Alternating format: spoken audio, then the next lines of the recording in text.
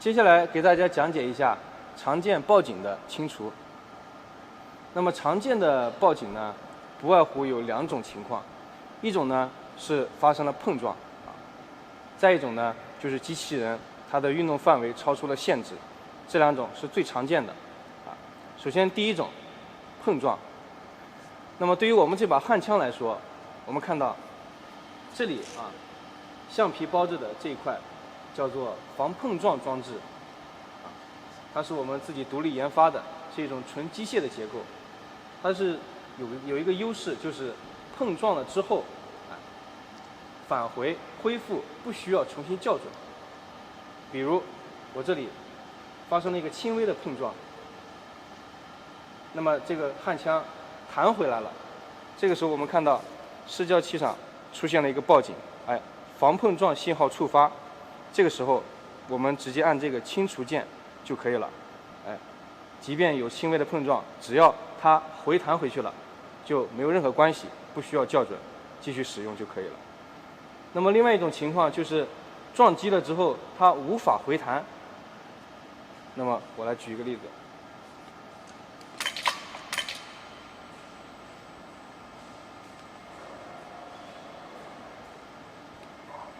我们用关节坐标系吧。第2关节，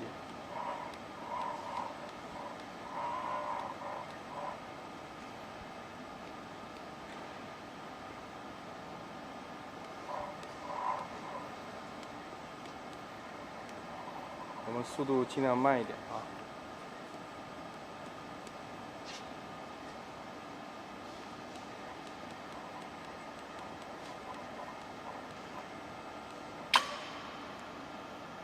如果发生了这种碰撞，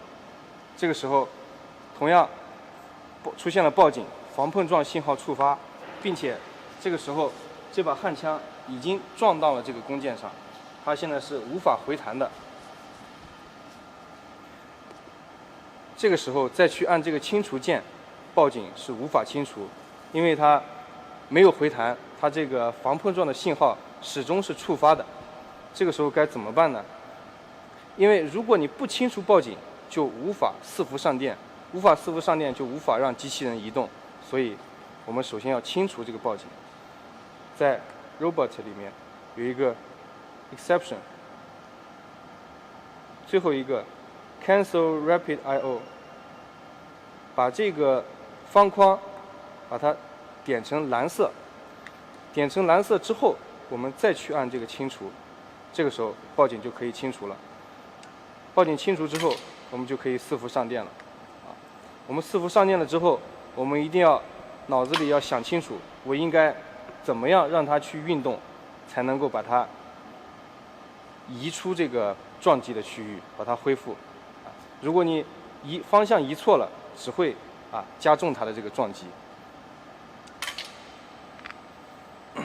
比如关节坐标系，我们还是关节坐标系，我们移动第2关节，让第2关节抬起来。好，这个时候它不再发生碰撞，这个问题就解除了。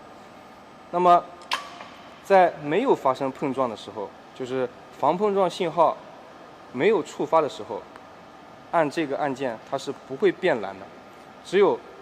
防碰撞信号触发了，才可以把它点击一下变成蓝色，才可以去清除报警。好，这个是碰撞。第2种呢，就是我刚刚说的，叫做超出运动范围限制。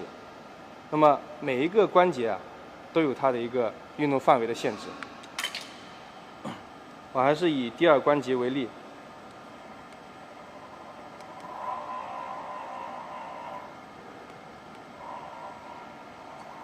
我们让它运动一个非常大的角度。我们看到这里出现了一个黄色的报警，第2关节超出了运动范围的限制了。那么因为我们在让它相对手动视教模式下手动运动，它是以相对一个较慢的速度运动到了这个超出范围的这个位置的，所以呢它是出现了黄色的报警。黄色的报警按清除键它就直接清除了，或者呢你往反方向运转它也会清除。那么如果是在一个自动模式下，它运动是在一个非常快的速度，瞬间跑到一个运动范围超限的这么位置，它呢就来不及出现这个黄色的报警，就会出现一个红色的报警。那么这个时候呢，我们就需要按这个按键，取消运动范围限制，这个第3个啊。同样，一定是在报警触发的时候才可以把它按成蓝色，啊，再按清除。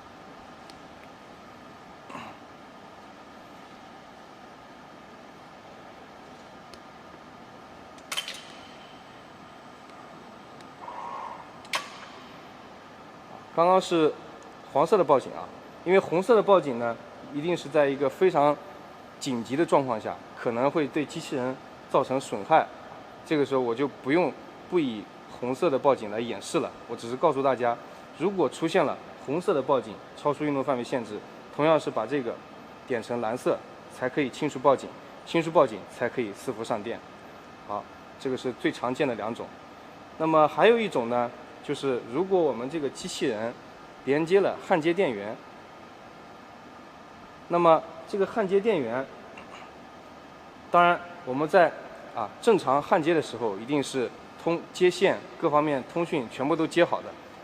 如果这个焊接电源的接线出现了问题，或者是焊接电源没有打开电源，那么我们再把机器人打开呢，它就会出现一个看总线的一个报警，就是提醒你焊接电源没有接好。这个时候，同样我们是需要把取消这个看总线检查这个故障，把它点成蓝色，然后按清除才可以的。这里就不再演示了，只是告诉大家常见的是这么，